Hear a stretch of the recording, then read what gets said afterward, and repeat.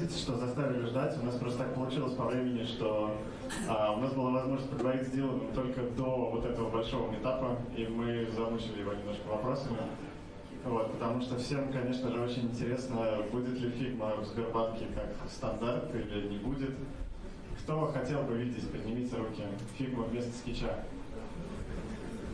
И начнется холивар. А кто не хотел бы? Ну, вас меньше, даже подраться не получится. Вот, спасибо за мнение, на самом деле очень интересно. Дилан рассказал пару очень крутых вещей. А вот, кстати, Дилан.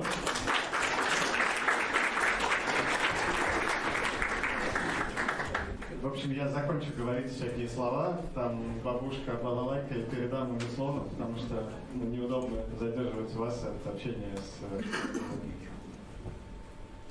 Привет. One moment, going to get set up with my computer.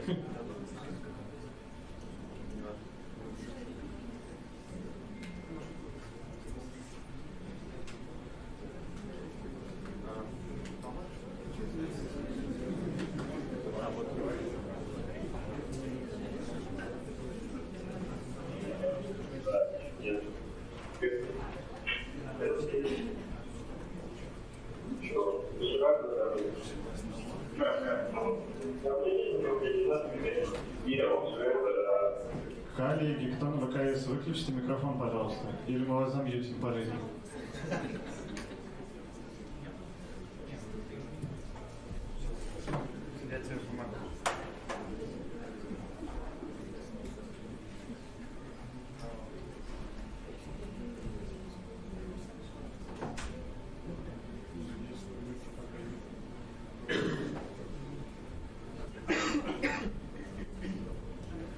Круто, что столько людей пришло, и как бы все заинтересованы, несмотря на то, что половина из вас, наверное, была вчера в других местах и слушала сделано, или на онлайне было. В общем, здорово, что есть возможность задать вопросы лично. Он сейчас, наверное, проведет небольшое интро, а потом будет возможность задавать вопросы. Great. Thank you all so much for having me. It's a pleasure to be here, and I've really enjoyed my time in Moscow. If I speak too quickly, please wave your arms. I will do my best to speak slowly, but as I get more excited, sometimes I speak fast. Anyway, it's great to be here. I started Figma back in August 2012, so it's been about 7 years now. Before I was CEO of Figma, I was an intern, and it's been great to watch the company grow. We're in San Francisco, and about 81%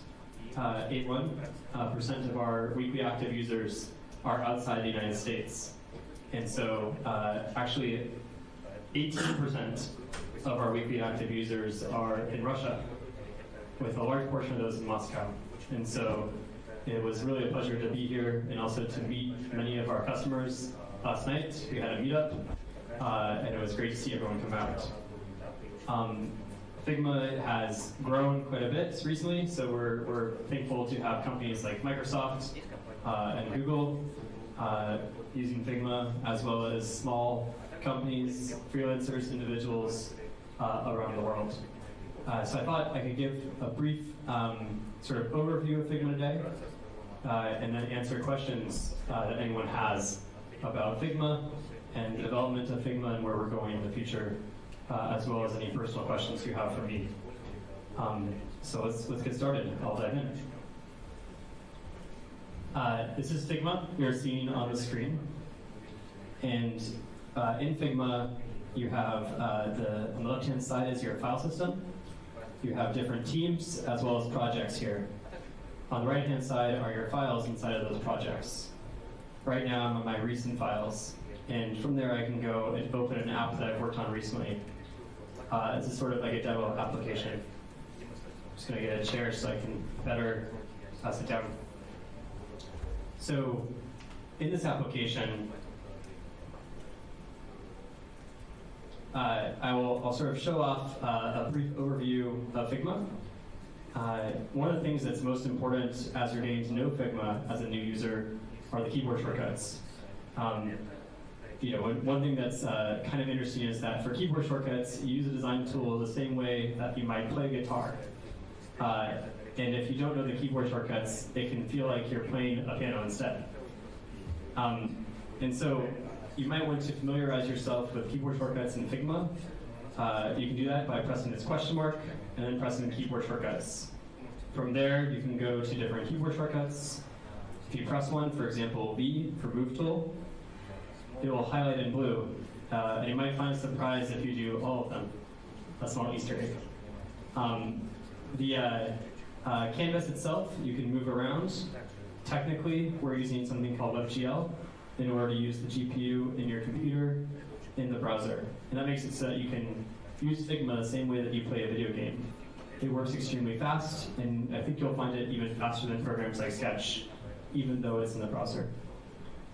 We also have a native application. I'm on a Chromebook right now, so it's going to be hard to use that, but you can use that on a Mac or a PC as well. One of the things that I'm really proud of, the first things that we built in Figma was our vector functionality.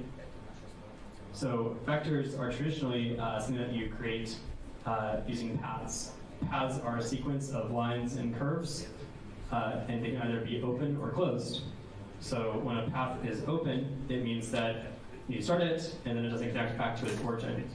It's closed when you connect the path back to the origin point. So for example, in Adobe Illustrator or Sketch, if I'm trying to create an arrow, when I can't actually connect back to the origin at all, if I do, it'll close the path. In Figma, though, an arrow can be created as a vector network. And what that means is I can then stroke this all together and create an arrow and then move it around like a mesh. Another example might be a cube. I'm going to put the mic down so I can draw more fast.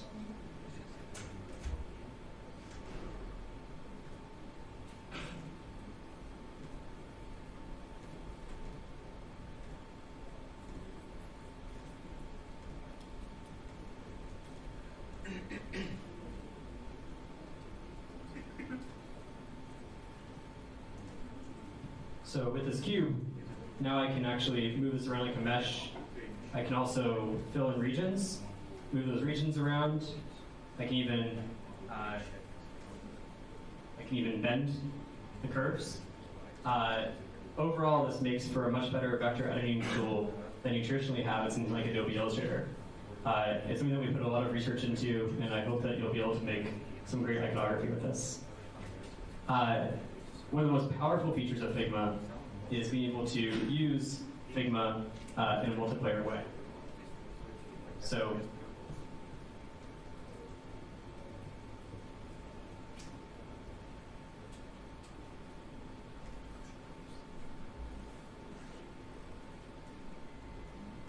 I'm going to disable the UI.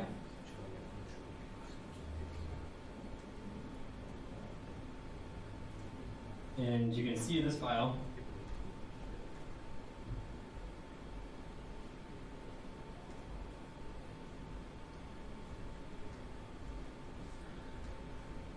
I could actually observe myself using Figma. And so when you click on someone's face in Figma, you can actually watch them move around the canvas. So it's really useful for things like design reviews or design crits. One thing that we do in Figma is we will all be in the same room, and somebody might have on the screen a Figma instance, but not everyone will be able to see the screen from the back of the room. And so that way, if you're on Figma and you click on someone's face, you can actually track the progress as they walk through the file. This makes design crits much more interactive. You can also draw in real time together. So for example, if I take this this component here, this intro screen, and I drag it around, you'll see on the left-hand side it updating as I go. This is in real time, and it's the same speed you'd have if you were across continents, but alone in the same office. And so it's really fast to be able to work with each other and be able to collaborate with design. It's also possible to make comments, so that way you can have more contextual design as well. So if I comment here, say hello. You can also see that in this window as well.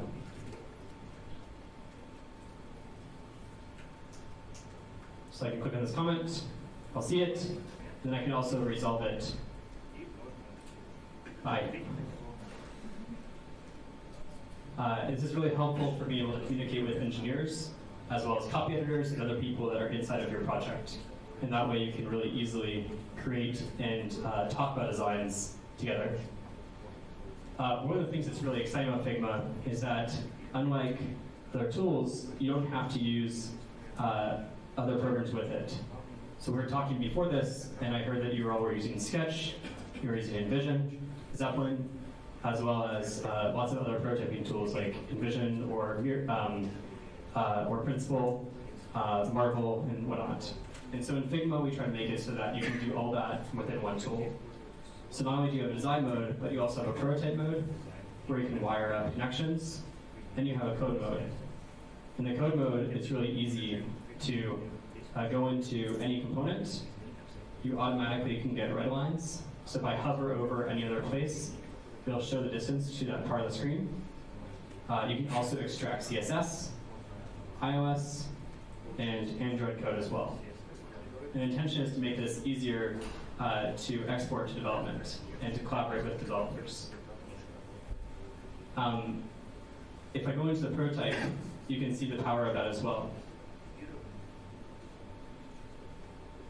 So if I open the prototype up, one sec. So from here, you can actually see what screens are clickable. I can then click. You can actually have GIFs in prototypes, so you can see it moving. It's a nice little scene.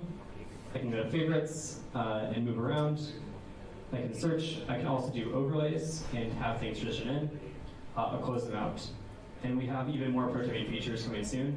This is an area that we're investing a lot in inside of Figma and trying to make it so that it's even better soon and it has more powerful animation features.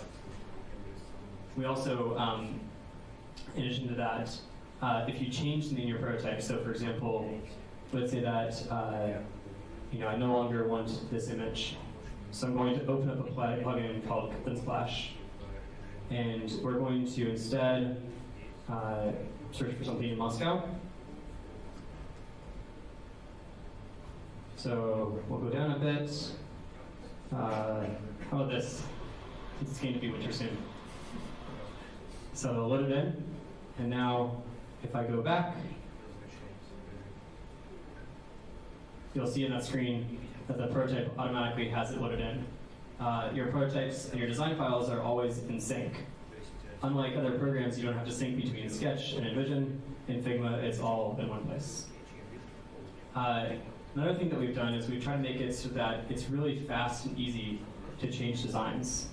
So for example, one thing that we did a while back is we made this thing called Smart Selections.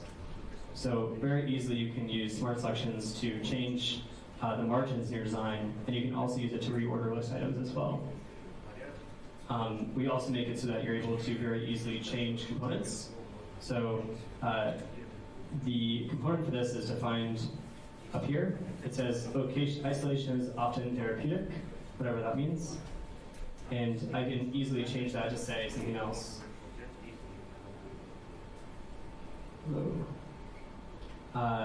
It's also trivial to easily swap out different components as well. So if I go to this component here, I can change it from an instance to something else. So perhaps I want it to be more like a comment icon for some reason, and I can change it to that instead. I can also change the fill to a different style, and that makes it really easy to change the way that all this works. Finally, it's very simple and trivial to manage your design system within Figma. So if I want to change the color, this color is something that exists across the entire design system in the application, this blue. So if we go back, you can see that the hearts are this blue, or turquoise, and all these buttons are that as well. I can go back and I can change it to something else, maybe a more of like a pink for a heart. And when I do that, I can very easily publish all my components across, oops, I overwrote it. I'll do it this way instead. So I can very easily change this to more of a pink, and then I can publish, change for audience, publish that, and it'll sync it across the entire application. So now I can review it. This is now a different file, and I can press update all in order to pull those changes in, and now it'll all be pink. So really easy to sort of take these files, these design systems, and pull them in across your entire organization. One of the most important parts of Figma is just how easy it is to share and manage permissions. So it's really easy to invite anyone to be a viewer or an editor. If you feel comfortable using Figma and bringing people in as an editor, that's great.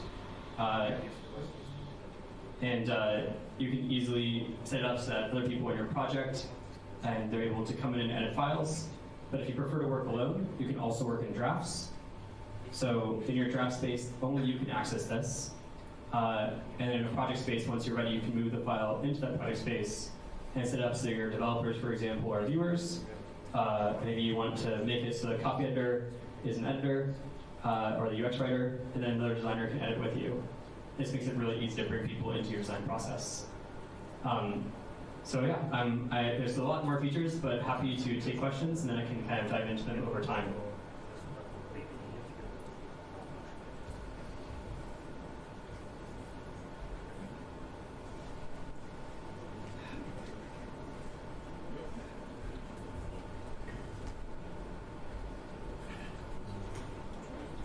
Hello.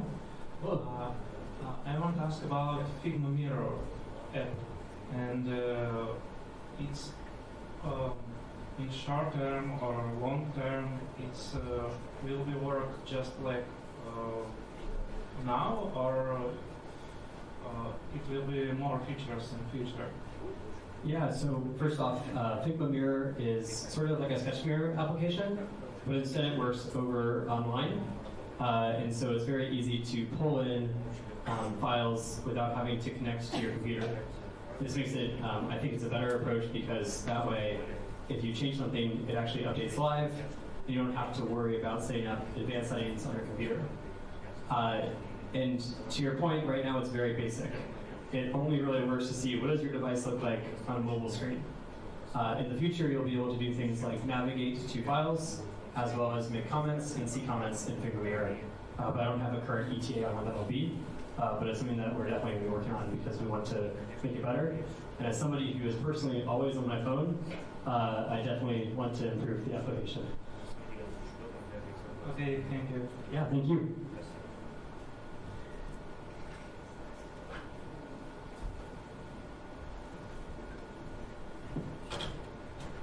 Hey, thank you very much for your talk. Yeah, for sure.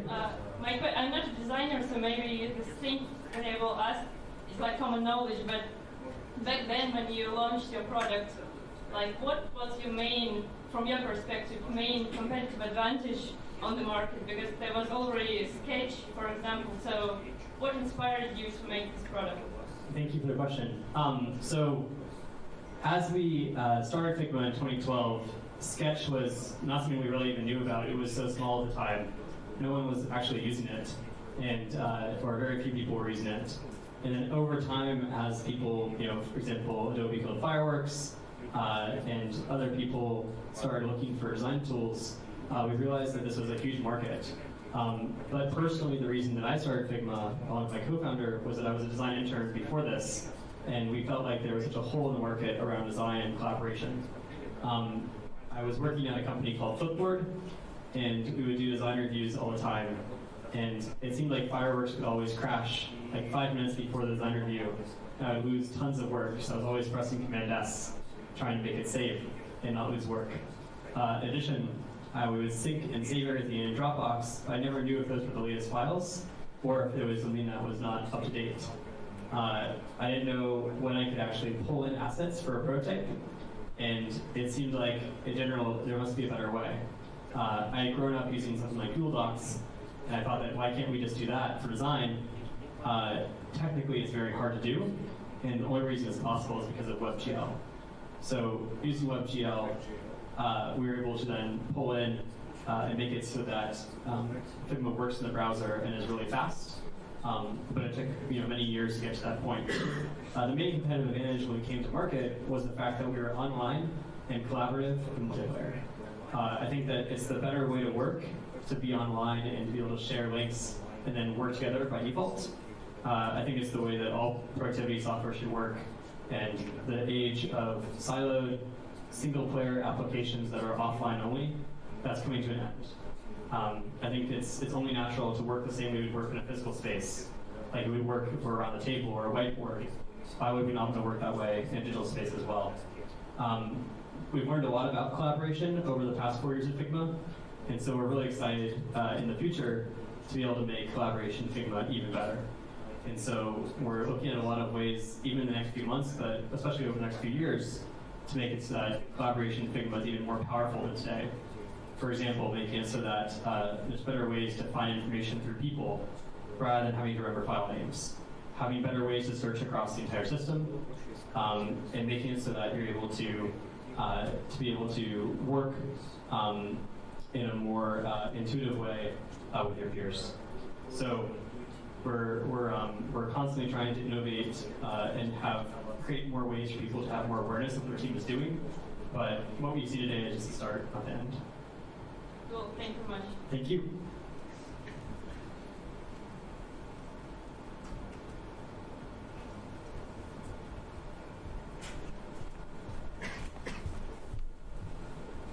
Hi, I know that Figma has very good integration with some animation programs, but do you have any plans for this kind of animation within Figma? So the question is, do we have plans for animation in Figma? And the answer is yes.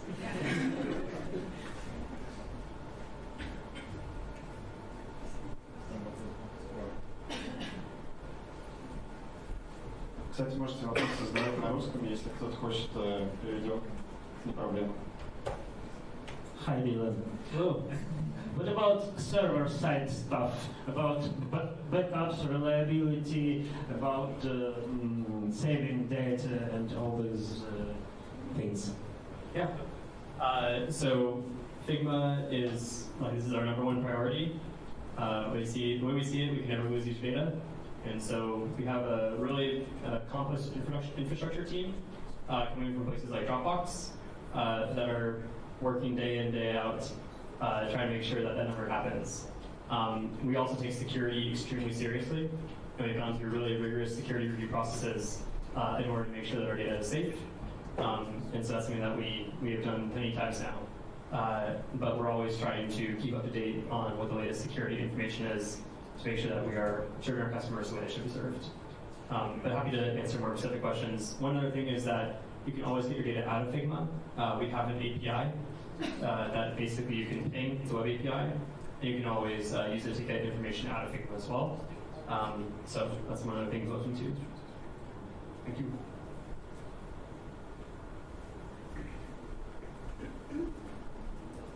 Thank you for your product and for your talk. We struggle with prototypes. We testing a lot with our clients, and when we use when we prototyping in Figma, there are a lot of it's slow, it's freezing. We should optimize it by our hands. Do you plan maybe to make it automatically, to maybe make prototypes lightweight somehow? Yeah, I'm sorry to hear that. We're always trying to make Figma faster, and prototypes in particular. So if you have any examples you can send, or if you can even show me, that'd be really helpful so I can bring it back to the team. One thing that's really helpful in general is if there's ever something that's slow in Figma, any example that you can share with us, just support@figma.com is one email you can send. That's a way that we can then give our developers a case that's a test case to optimize, and you can really try to make it faster for you. I think right now I understand why it's happened, because we have sources there. They are very heavy pictures, and we should do it ourselves to make it lighter.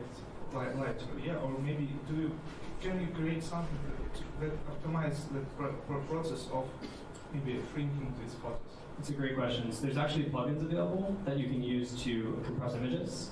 And so if you look at the plugin hub, you can actually find that and compress your images that way. Or you could do it outside of Figma too. But that will definitely make it faster. Hi, thank you for the presentation. Do you plan to relocate part of your servers to Russia? That's a great question. So I didn't, to be truthful, I was not super aware of the issues around the Russian firewall before my trip. Now that I have come, obviously I've received this question a lot, and so I'll bring it back to the team and we'll have to have conversations around that, but I don't have current plans. I mean, the previous question is related to this, because a lot of files, a lot of sensitive files, bytes, are transferred across the border. Totally. Yeah. I think we have plans to put servers elsewhere and make it so that the service is faster. And the question is like, do you put it in Russia? Do you put it in Europe, etc.? And so that's something that we're going to have to revisit. Thank you for visiting us. Could you tell us what was the most difficult trade-off in Figma development, or maybe a set of trade-offs? I think that's a fantastic question, first of all. I think that the hardest trade-off that we face all the time is between power and simplicity. There's a million things that we could build that would make Figma more powerful, and we want to build them all. Because we talk to users and they're like, oh, if only I had X and Y and Z, like I'd be the super designer. But at the same time, you want to bring our vision for Figma is to make design more accessible to everybody. And the more that we can make Figma simple, the better we can accomplish that vision. And so with every feature we add, we're not just thinking about how do we make it powerful and then make it so that Figma can do more, but also how do we do that in a way that's not alienating to people that are coming to Figma for the first time. We're not making it so that, as you share it with a developer or a product manager or a marketing person or a copy editor, that it's not going to turn them off from using Figma. And so that's something that we think about day in, day out, and it's definitely a very hard challenge. Just a question. Again. Thank you for your presentation. About the powerful of Figma. Do you have plans to create some kind of natural plugin like a runner in Sketch for Figma? Because there's only one thing which I'm really missing about the Sketch. The runner is really good. Do you have some kind of plans? What I'll say is that I'm a big fan of Sketch Runner, and I think it's a really useful plugin in Sketch, and we hired one of the people that worked on it.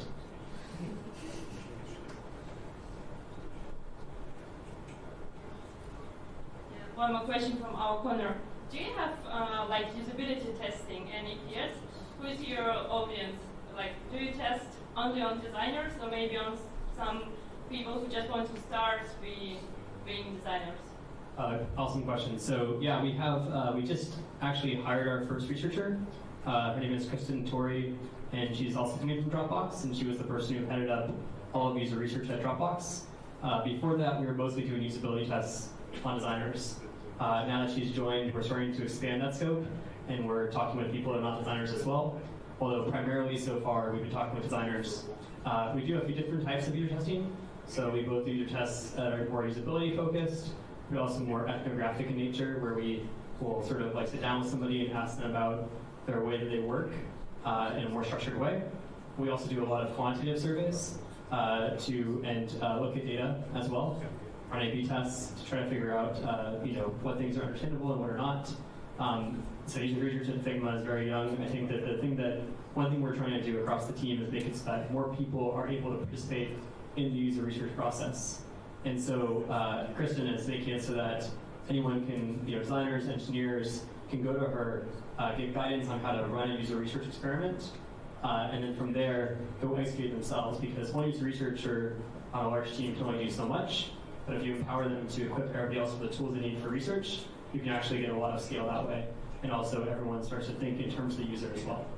So yeah, it's still early for us, but more to come, and it's really fun to evolve that process inside Figma. Thank you. I don't think it would be a big surprise for you, but there are some cases when people using Figma not only for prototyping. Actually, we're making CJMs in Figma, and for instance, I like to use Figma for my on-screen presentations because it exports to PDF quite good, and I like typography. Typographics works in Figma. My question is extremely basic. What about spelling abilities?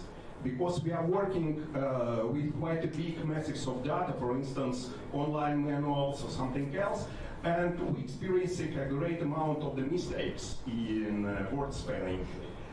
So, any ideas about support Russian language spelling?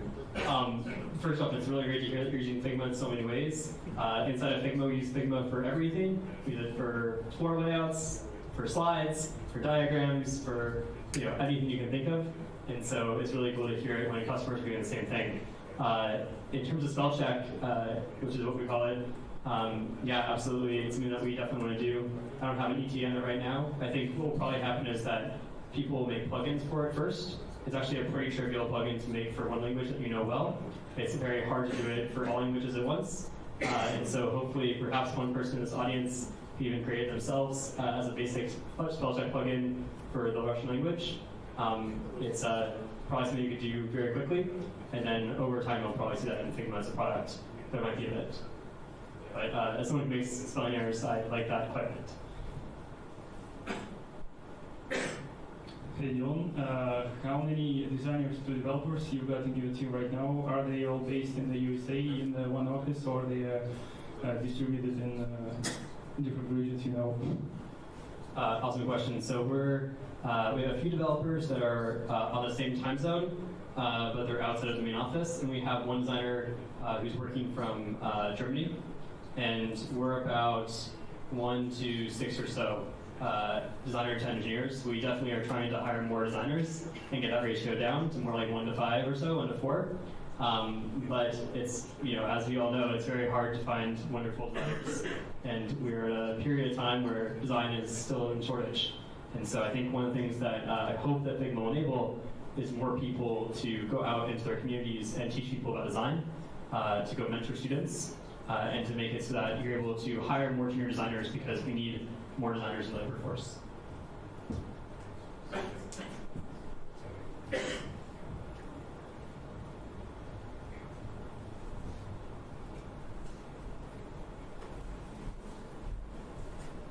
I had a negative experience with Figma, with a small, non-typical thing. I made a graphical banner, and fonts there look not good. Fonts look blurry. Resolution was low, and anti-aliasing was poor. I moved it to Photoshop, and Photoshop does it much better. What about anti-aliasing? Is it priority, or is it marginal thing? Well, I'm surprised to hear about your experience because we definitely focus on that. So I'd love to maybe afterwards I can learn more about the computer you're working on, as well as like exactly the setup. It might be that you're exporting at a low DPI. Was it? I'm not sure if it was like that you saw the anti-aliasing rendering artifacts when you were inside of Figma, or if it was after you exported it. In either case, definitely something we want to increase. It also could be the GPU that you're working on. Some GPUs have a lower resolution, and we try to make it so that Figma is always really fast. We prioritize sometimes speed over quality of rendering, as long as there's a great export. And so those are all things that could contribute to that. But it's probably very dependent on the computer that you're using. But even on a Chromebook, hopefully it's not bad anti-aliasing. And typography in general is something that we care a lot about. So one thing that we've done recently is we've added a lot of open type features, for example, to Figma, that typically you only see in Illustrator or Photoshop. And so you'll see continuously more and more improvements to typography in Figma. But I'm sorry to hear about the negative experience. Hello, thank you very much for the meeting. I like Figma so much, but I want to see a dark mode in my mind. Do you planning just to do a dark mode? Right now, we're more focused on features than on dark mode, but we get the request all the time, so I'm not surprised to hear.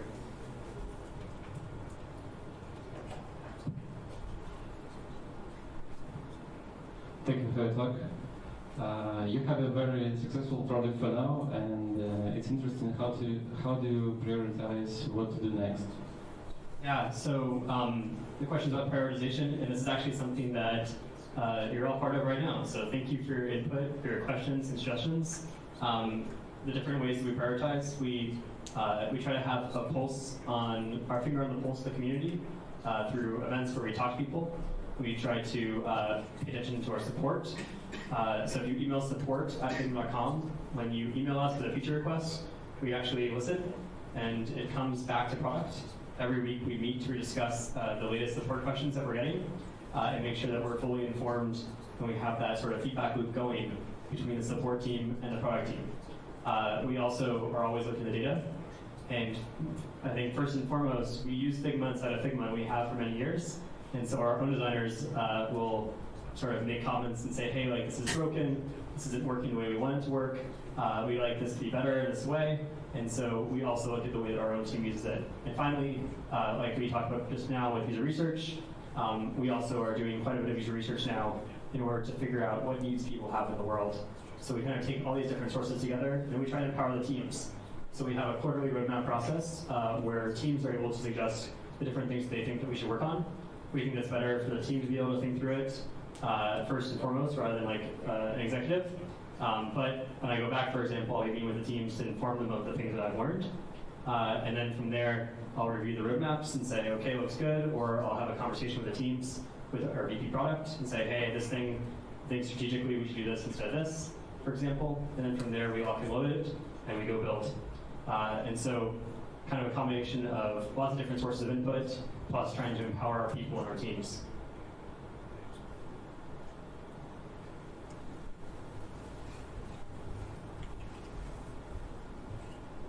Привет, я не знаю, бывало это раньше в России, мне интересно, как тебе Москва?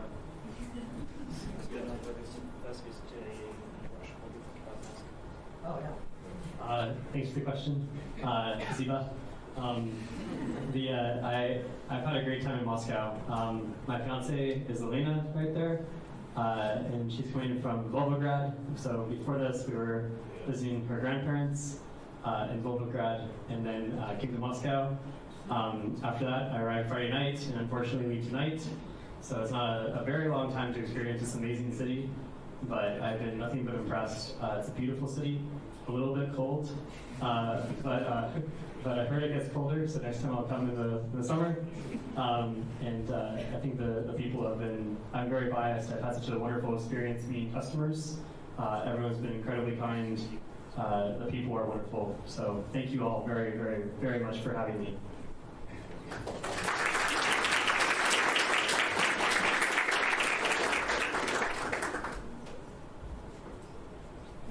Hi everyone. Recently I've seen on a Facebook post about Meetup Figma Meetup in Pakistan. Yeah, and I thought, whoa, there are designers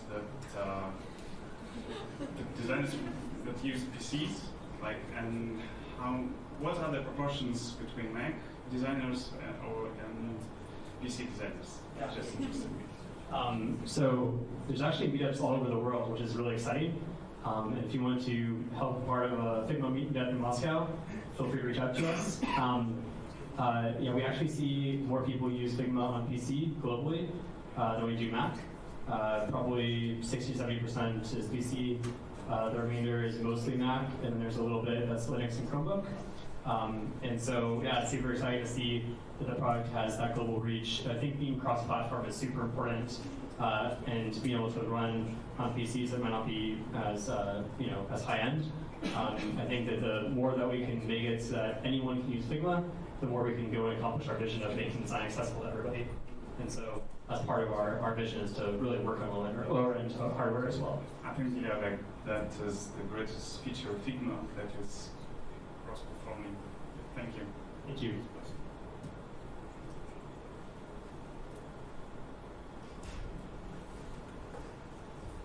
Well, thank you so much.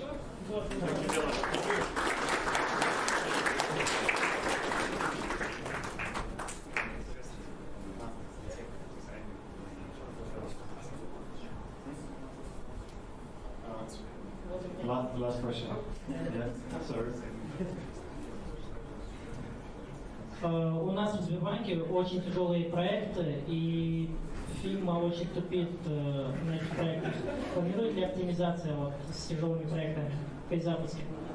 К примеру, сейчас, чтобы открыть проект, требуется MacBook Pro, точнее. Perhaps we should have ended on the last question. No, thank you for the question. I think, first of all, we're always trying to make it faster, like I said earlier. And so if you share with us details about why it's slow, that'll help us get to the point where we can make it faster. In terms of tactical tips for making it so that you're able to make Figma faster, I suggest breaking your file into multiple files. Sometimes people put a ton of different pages with very large images inside of Figma, and this can make it so that it's a little bit sluggish. If you break it into multiple files, that'll definitely make it faster. If that still doesn't work though, please reach out to support so you understand your hardware setup and understand what's happening for you. It might be something on our end that we don't know about. The diversity of machines that are using Figma now is so large that we can't test on all of them, and so we do rely on users to tell us when things are broken.